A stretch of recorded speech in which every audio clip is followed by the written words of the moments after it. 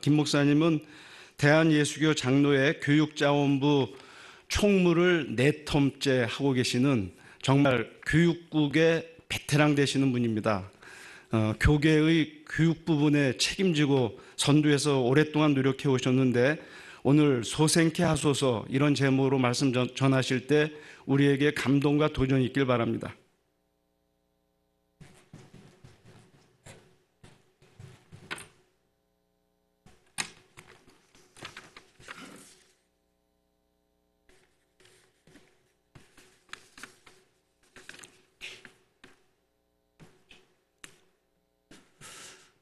한국 최고의 지성인들이 여기 모여 계시고요. 한국 최고의 전문가들이 여기 모여 계신데요. 제가 오늘 가장 투박하고 좀 촌스러운 설교를 여러분께 드리고 돌아가도록 하겠습니다. 오늘 시편 23편 말씀은 양과 목자에 대한 얘기입니다. 양과 목자라고 하는 것은 도시적인 삶이 아니고 시골, 산촌, 농촌, 유목민들의 이야기입니다. 그런데 시편 23편에 규정하고 있는 것은 뭐냐면 우리 사람들은 하나님의 양이다 라고 하는 말씀입니다. 시편 100편에서도 보게 되게 되면 이런 말씀이 있습니다. 여호와가 우리 하나님이신 줄 너희는 알지어다. 그는 우리를 지으시니요 우리는 그의 것이니 그의 백성이요 그의 기르시는 양이로다. 이렇게 말씀하고 있습니다. 그런 취지에서 본다면 나는 하나님 양이고 여러분도 하나님 양이고 우리 모두가 다 하나님의 양이라고 하는 사실이 되겠습니다. 그런 취지에서 우리 한번 오늘 아침에 이른 아침을 한번 깨우는 시간을 가지면 좋겠습니다. 아주 죄송합니다만 쫓아서 좀 고맙겠습니다. 나는 다시 한번요. 나는 하나님의 양입니다. 그리고 옆에 있는 분을 한번 바라보시면 고맙겠습니다. 째려보지 마시고 흘겨보지 마시고 한번 축복해 주십시다. 당신은 하나님의 양입니다. 네, 우리 모두는 하나님의 양입니다. 그렇다면 우리가 하나님 양이라면 양의 특성을 좀 알아야 되지 않겠습니까? 양의 특징에는 몇 가지가 있습니다. 참 재미난 특징들이 여러 가지가 있는데요. 제일 먼저 양은 눈이 나쁘다라고 하는 사실입니다. 나빠도 너무 나쁩니다. 한 1m, 2m 앞에 떨어지게 되게 되면 이게 희미해서 안 보인다라고 하는 것이 양의 눈이랍니다. 두 번째, 양은 굉장히 이기적이고 멋대로 움직이는 그런 짐승이랍니다. 심지어는 이렇답니다. 새끼 양이 배고파가지고 엄마한테 와가지고 젖을 먹으려 하는데요. 이 애미 양이 자기 먹을 것이 이렇게 있게 되게 되면 이 발로 뻥 찬답니다. 그리고서는 자기 먹을 쳐서 다니는 것이 이 양이라고 하는 짐승이랍니다. 세 번째 특징, 양은 방향 감각이 없답니다. 이리 가야 될지 저리 가야 될지 잘 모른답니다. 왜냐하면 시력이 너무나 나쁘기 때문에. 네 번째 특징은 양은 왔던 길로 고스란히 돌아오는 성질이 강하답니다. 좋게 말하면 귀소 본능이 있는 것이고 조금 부정적인 의미로 말한다면 시력이 나빠가 잘 모르기 때문에 왔던 길로만 고스란히 가야지 집으로 돌아올 수 있다라고 하는 사실입니다. 다섯 번째 특징, 방어력이 제로입니다. 잘 속고 눈도 잘 안 보이고 뛰는 속도도 느리고 그러다 보니까 어떤 악한 짐승이 와서 공격하게 되게 되면 자기 자신을 방어할 수 있는 방어 기제가 전무한 것이 바로 양이다라고 하는 사실입니다. 여섯 번째 특징은요. 양은 죽을 때가 되게 되면 온순해진답니다. 옛날에 시골에 있었을 때 동네가 이따금씩 동네방네 떠들 이렇게 떠나갈 때가 있지요. 돼지 잡는 날. 돼지 목 따는 소리, 멱 따는 소리라고 하지 않습니까? 그런데 말이죠. 양이라고 하는 짐승은 죽을 때가 되게 되면 끽소리지 않고 죽어주는 것이 양이라고 하는 짐승입니다. 그리고 쭉 보게 되면요, 잘 속고 잘 넘어지고 넘어지면 잘 일어나지도 못하고, 그리고 일어나더라도 중심을 잘 잡지도 못하는 짐승, 이것이 바로 양의 모습입니다. 사실 따지고 보게 되면 우리는 이 짐승의 양, 짐승으로서의 양과 우리의 모습 보게 되면 얼마나 그렇게 비슷한 점이 많은지 모르겠습니다. 죄도 잘 짓고요, 그리고 또 마음속의 상처도 잘 받고요, 그리고 여기 병원입니다마는 병도 잘 걸리고요, 그런 마음속에 조그마한 말 한마디 때문에 얼마나 그렇게 내 마음속의 상처가 깊게 아로새겨지는지 모릅니다. 그러다 보니까 현대인들의 삶을 보게 되게 되면 너 나를 막론하고 육체적으로, 심리적으로, 영혼적으로 깨어짐의 고통이 극심한 것이 현대인들의 삶의 모습입니다. 이러한 현대인들에게 오늘 시편 23편은 말씀하고 계십니다. 내 영혼을 소생시켜 주소서. 오늘 이 소생이라는 말씀을 여러분께 잠시 설명을 드려보도록 하겠습니다. 이 소생이라는 말을 히브리 원어로 슈브라고 이렇게 읽었습니다. 다시 한번 말씀드립니다. 슈브입니다. 근데 이 슈브라고 하는 단어에는 한 두 가지의 커다란 의미가 있습니다. 첫 번째는 뭐냐면 물리적인 동작이나 운동을 뜻하는 의미가 있습니다. 그래서 물리적으로 갔던 것이 다시 돌아오는 거, 그래서 다시 튕겨서 돌아오는 거, 이것이 슈브라고 하는 의미가 있습니다. 심리적인 의미는 뭐냐 하면 회개라는 의미가 있습니다. 회개라는 것도 다가 멀리 갔다 하나님 멀리 떠났다가 다시금 하나님께 돌아서는 거, 이것이 바로 슈브, 회개라고 하는 의미가 있습니다. 그런데 바로 이제 이 슈브라고 하는 단어를 영어로 이렇게 쫙 번역을 하게 되게 되면 학문적으로 상당히 매칭이 잘 되는 단어 하나가 있습니다. 그 단어가 뭐냐면 resilience라고 하는 단어가 되겠습니다. 여러분이 잘 아시겠습니다만은 이 resilience라는 단어는 뭐냐면 튀기다, 튀김, 그리고 되돌아옴, 조금 더 학문적인, 아니 그 고등학생 정도만 잘 아는 단어로 말한다면 탄력성이라고 하는 단어가 되겠습니다.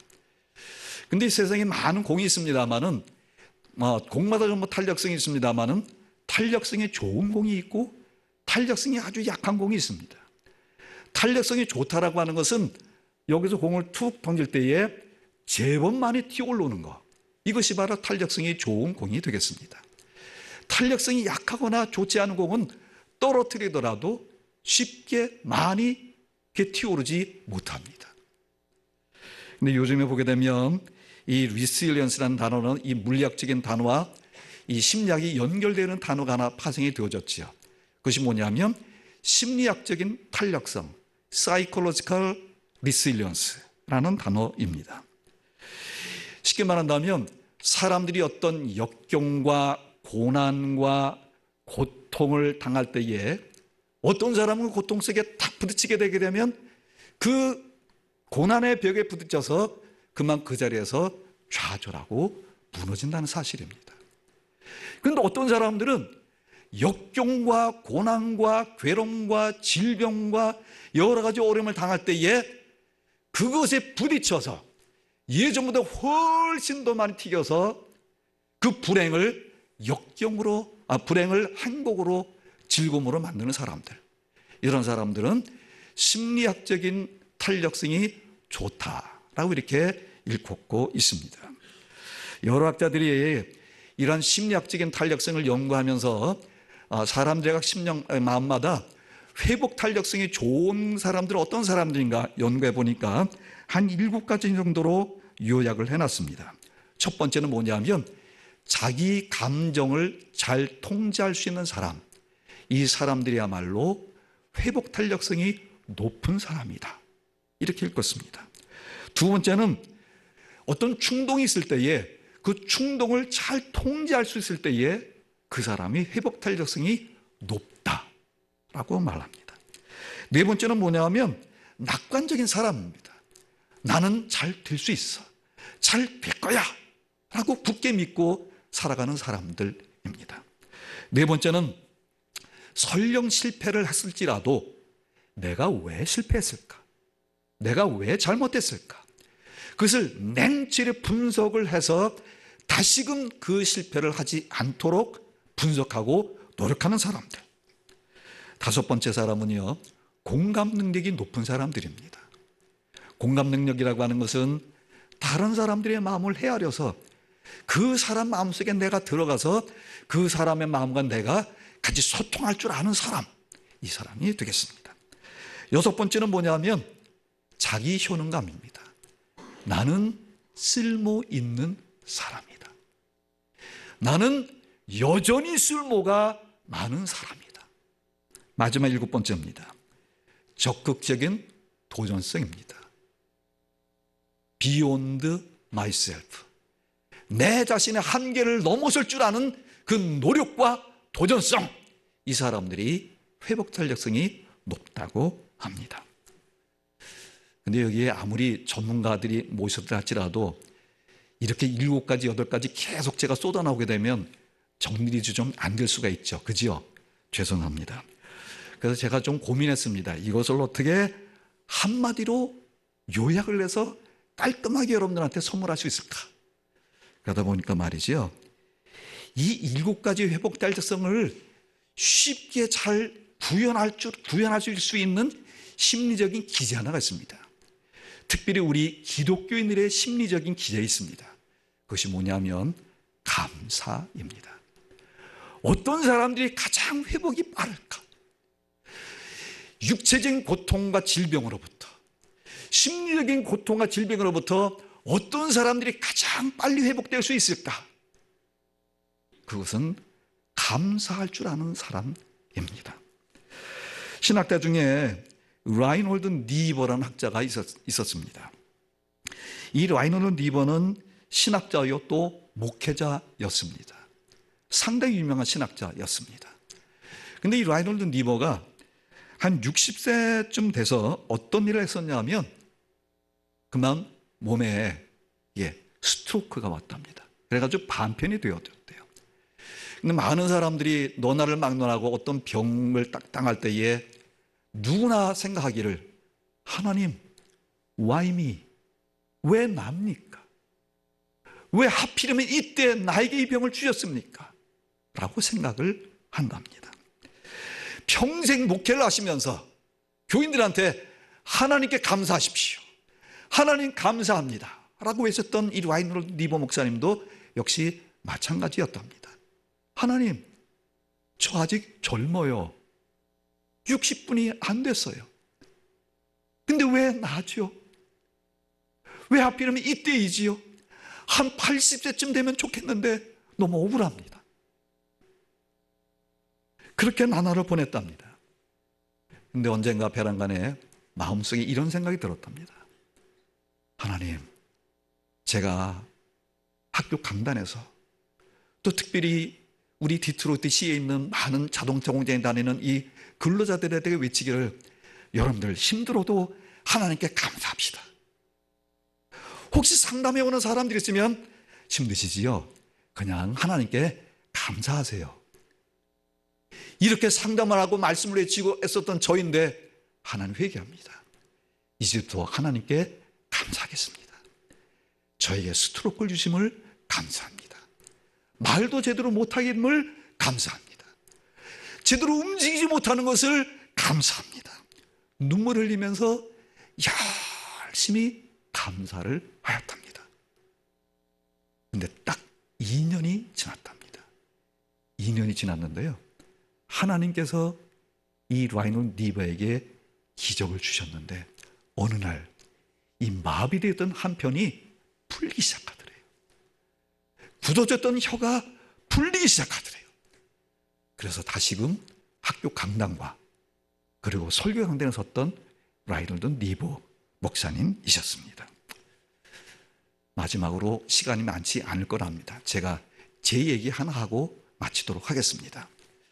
제가 옛날에 대학원 다닐 때였습니다. 신대원을 졸업하고 그 대학원 다닐 때 어디서 했냐면 목회를 하고 있었습니다. 부천도 아니고 서울도 아니고 서울과 부천의 접경 지역인 행정구역으로는 부천입니다. 그 저쪽 김포항 뒤쪽에 가게 되면 조그만 동네 하나가 있습니다. 근데 그 동네에서 이제 목회를 했었는데 퓨리너 하루도 있었고 그 전에 캠프 머서라고 하는 미군 부대도 있었던 그런 동네였습니다. 근데 이제 목회를 하다 보니까 이제 대학원을 이렇게 쭉 하게 되어졌었는데, 그때 이제 정정훈 교수님께서는 저보다 10년 선배님이신데 어떻게 대학원에 같이 만나가지고 공부를 학과는 다르습니다. 같이 공부하게 되었습니다. 근데 부천에서 공부하다 보니까 대학원 공부를 이제 평년 목회하다 보니까 이제 월요일마다 학교를 가게 되어지는데요. 이게 마감회에 열려가지고 월요일마다 세미나가 있는데 꼭 주일날 밤중에 하게 되더라고요. 공부 못하는 사람은 그렇게 되더라고요. 그러다 보니까 이제 항상 주일 다 끝마치고 난 다음에 밤을 꼬박 새우면서 그냥 책을 읽고 정리하고 그렇게 갔던 생각이 납니다. 근데 이제 어느 날이었습니다. 주일 아침에 갔는데요. 목사님, 유치부 설교 좀 해주세요. 아동부 설교도요. 중고등부 설교도요. 끝나가니까 이제 어른 설교를 하게 되어졌습니다. 설교 끝마쳤는데 밥을 먹으면서 그다음에 또 헌금기수를 하게 되어졌고 그러고 난 다음에 있는데 배에 전화가 옵니다. 목사님 신방 좀 해주세요. 해가지고 그날 하루 종일 뺑뺑뺑뺑 신방하고 들어오니까 저녁 7시 반 예배인데요. 7시 15분에 들어오게 되어졌습니다. 참 일찍 들어와가지고 설교 준비를 좀 완벽하게 꾸미려고 했는데 그날따라 모양 그렇게 되어서 설교를 전부 못하게 되었습니다. 그래서 기도했습니다. 성경 찬송을 딱 들고 하나님 아시지요? 저 오늘 놀지 않았습니다. 그러고서 믿습니다 하고서 그냥 강대상에 올라갔습니다. 올라갔는데 말이죠. 성가대가 성가 다 끝마치고 난 다음에 본문 읽고 그다음에 설교를 해야 되는데 생각이 하나도 안 나더라고요. 근데 그날따라 하나님께서 기적을 보여주시는데요. 위에서 설교 자막이 2줄, 3줄씩 밑으로 내려오더라고요. 척거덕, 척거덕, 척거덕. 제가 거의 뒷짐 두고 이게 읽었어요. 이렇게 축축축축축. 한 20분쯤 됐는데 자막이 안 내려오더라고요. 그래서 설교 끝 했습니다. 그리고 예배 끝마치고 난 다음에 교인들이 나가실 때 악수를 하는데 말이죠. 교인들이 나가시면서 목사님 오늘 설교 말씀? 그때 제가요. 남의 속도 모르고 이런 생각을 갖게 되었습니다. 그리고 이제 저녁 때 집에 들어가가지고 내일 세미나 발제를 준비하려고 하는데 근데 원서가 이제 두툼한 건 한 권을 읽고서 정리를 해야 되는데 기가 막히더라고요. 밤을 꼬바락 새들 판이었었습니다. 근데 하루 종일 설교하고 신방 다니니까 굉장히 피곤했더라고요. 그래가지고 하나님 제가 한 30분만 자고 일어나겠습니다 하고서 이제 때르시기를 딱 맞춰놨어요. 근데 괴종시계가 땡 쳐서 깨보니까 이곳이 12시 반도 아니고 1시 반도 아니고 새벽 4시 반이더라고요. 새벽 4시 반이면 담임 목사가 새벽 기도는 가야 되지 않겠습니까? 걱정이 되더라고요. 하나님 오늘 세미나 발제 준비 못했는데 어떡하죠? 해가지고 올라가서 이제 새벽 예배를 드리고 그 다음에 내려오면서 아버지 참 기가 막히네요. 밤을 꼬박 새우면서 준비하려고 했는데 하나도 준비를 못했습니다. 하나님 가면 참 망신이지요. 선생님한테는 꾸중을 들을 것이고 동료 친구들한테는 망신당할 것이고 학점 물론 잘 안 나올 것이고 아버지 제가 오늘 학교를 가야 될까요? 말아야 될까요? 기도를 그렇게 중얼중얼 하면서 내려왔습니다. 내려오는데 말이죠. 중간에 어떤 얘기가 들리냐면 마음속에 아들 가거라. 망신당할 텐데요. 그 다음에 답이 없으시더라고요. 그래서 내려와가지고 그 다음에 씻고 그 다음에 가방을 챙겨가지고 하나도 준비한 거 없지만 가방은 두툼하게 쌌습니다. 그리고서는 이제 거기서부터 김포항까지 나와가지고 이제 김포항에서 이제 저쪽 광나루 장로신학대까지 버스를 갈판이었었습니다. 버스를 한 2시간 정도 타고 가는데요. 다른 기도가 안 나오더라고요. 어떤 기도를 했냐면요. 하나님 감사합니다. 세미나 밟지 못한 것 때문에 감사합니다. 하나님 감사합니다. 창피당할 생각 때문에 감사합니다. 하나님 또 감사합니다. 학점도 잘 안 나올 거 생각하니까 정말로 감사합니다. 근데 감사하는데 말이죠, 이제 창피한 생각이 자꾸 들었습니다. 근데 이제 저쪽 광정 내려가지고 학교 올라가는데 말이죠, 그 이제 계단이 있어요. 계단을 넘어서서 성경까지 탁 가가지고 이제 강의실 앞에 딱 섰는데요, 진짜 얼굴이 뜨뜻하더라고요. 가슴이 벌렁벌렁 되면서 있는데 말이죠, 안에서 소리가 하나도 없더라고요. 사람 말소리가. 그래가지고 살그머니 열어봤어요.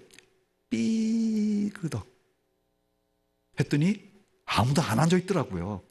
이거 웬일이지? 해가지고 문을 활짝 열려서 보니까 말이죠, 아무도 없는데 칠판에 글씨가 하나 딱 써있기를, 오늘은 휴강. 이게 써있더라고요. 제가 그날 기적을 봤습니다. 사랑하는 한국의 최고의 전문가 여러분들, 인생은 양과 같습니다. 우리가 어떤 때에 궁극적으로 하나님 앞에 고백할 말이 꼭 있는데, 그것은 힘들면 힘들수록, 문제가 꼬이면 꼬일수록, 상처가 나면 날수록, 아프면 아플수록, 고통스러우면 더 고통스러울수록 하나님 앞에 감사하는 것입니다. 오늘 본문 말씀은 그것을 우리에게 가르쳐주고 계십니다. 하나님께서 여러분 모두를 크게 축복해 주시고 모든 면에 있어서 소생시켜 주시길 주의 이름으로 축원합니다. 기도드리겠습니다. 하나님, 참으로 부족한 종이 와서 최고의 지성인들에게 주의 말씀을 전했습니다. 감사하며 우리가 모두 다 소생케 되는 것을 경험하시도록 축복해 주옵소서. 주 예수 그리스도의 이름으로 기도드립니다. 아멘.